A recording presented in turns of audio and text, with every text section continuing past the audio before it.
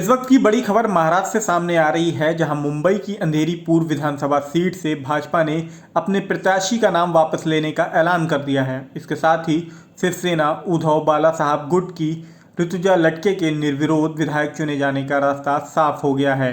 शिवसेना में फूट के बाद उद्धव गुट को ये बड़ी बढ़त मिली है। आपको बता दें कि राज ठाकरे ने इस बारे में डिप्टी सीएम व वरिष्ठ भाजपा नेता देवेंद्र फडणवीस को पत्र लिखा था और पार्टी के अन्य नेताओं के साथ विचार कर निर्णय लेने की बात कही थी। वहीं एनसीपी प्रमुख शरद पवार ने भी रविवार को अपील की थी कि अंधेरी पूर्व सीट पर ऋतुजा लटके का निर्विरोध चुनाव होना चाहिए। इसके अलावा शिंदे गुट के कुछ विधायकों ने भी लटके के निर्विरोध चुने जाने के लिए भाजपा से अपने प्रत्याशी का नाम वापस लेने की अपील करी थी। आपको बता दें कि ऋतुजा जो है वो मुंबई की अंधेरी पूर्व विधानसभा सीट से शिवसेना के विधायक रहे रमेश लटके की पत्नी है। लटके का मई में निधन हो गया था, जिसके बाद ये सीट खाली हो गई थी। अब इस पर 3 नवंबर को उपचुनाव होने वाला है। महाराष्ट्र के भाजपा के प्रदेश अध्यक्ष चंद्रशेखर बावनकुल ने सोमवार को भाजपा प्रत्याशी का नाम वापस लेने का ऐलान कर दिया है। इसके साथ ही महाराष्ट्र में राजनीति भी तेज हो गई है। भाजपा के प्रदेश अध्यक्ष का कहना है कि राज ठाकरे और शिंदे गुट के कुछ विधायकों के पत्र लिखने के बाद ये फैसला लिया गया है। वहीं शिवसेना के उद्धव गुट के प्रवक्ता का कहना है कि भाजपा ने हार के डर से ये नामांकन वापस लिया है। आप महाराष्ट्र की संस्कृति की बात कर रहे हैं, फॉर्म भरते वक्त संस्कृति क्यों याद नहीं आई? क्यों राज ठाकरे को आपको आपकी संस्कृति याद दिलानी पड़ी? देखिए, आप फिर और थोड़ा सा अलग विषय को अलग लेके जा रहे हैं। जब हमने फॉर्म भरा, ये महाराष्ट्र की आज तक के इतिहास में सभी पार्टी फॉर्म भरती है। हमारे खिलाफ जब हमारा उम्मीदवार था तो दूसरे पार्टी ने विड्रॉ किया, उन्होंने भी फॉर्म भरे।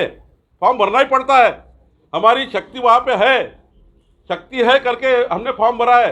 51% की लड़ाई हम लड़ना चाहते हैं, वो फॉर्म भरा है। लेकिन जब ऐसा विषय आता है, सेंसिटिव विषय आता है, जब हृदय और मन ये लगता है कि नहीं करना चाहिए कोई चीज़ को, तो निश्चित रूप से ऐसे निर्णय होते हैं। और अच्छा निर्णय ना महाराष्ट्र के लिए।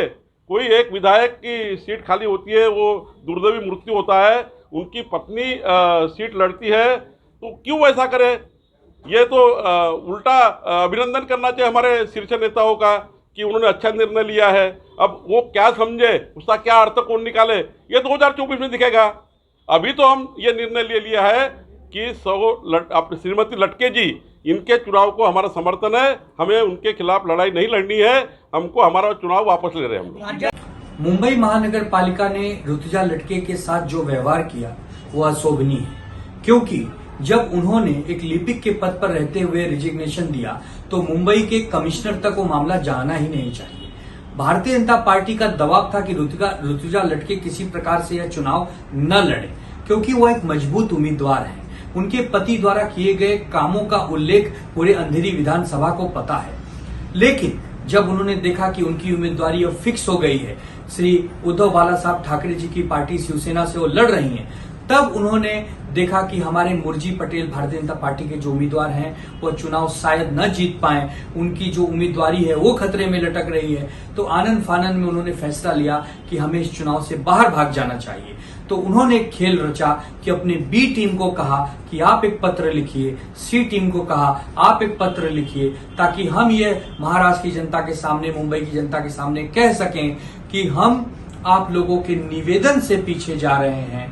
लेकिन सच्चाई यह है कि बीजेपी को हार का डर सता रहा था, वो डर के मारे भागे हुए हैं। वो कोई सहानुभूति, कोई नैतिकता, इन सब से बीजेपी का कोई लेना देना नहीं।